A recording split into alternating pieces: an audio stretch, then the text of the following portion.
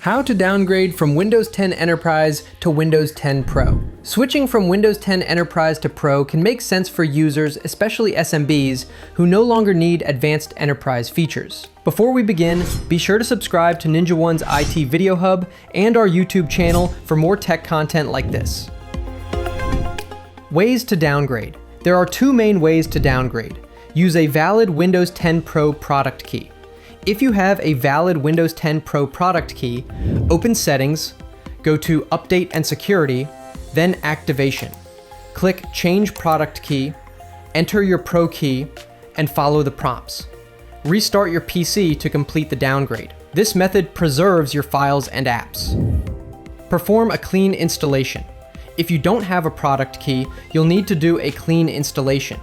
Start by backing up all important data to an external drive or cloud storage. Next, download the Windows 10 Installation Media Tool from Microsoft's website. Use it to create a bootable USB drive with at least 8 GB of space. Restart your PC and boot from the USB drive. You may need to press a key like F2 or F12 to access the boot menu. Once Windows Setup loads, choose your language and click Install. If prompted, enter your Pro product key or select I don't have a product key. Product key tip.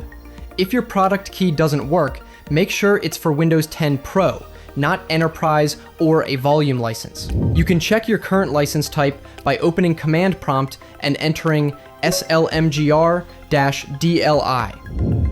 Driver tip. After downgrading, reinstall missing drivers using Windows Update or by downloading them from your PC manufacturer's website. Downgrade preparation summary.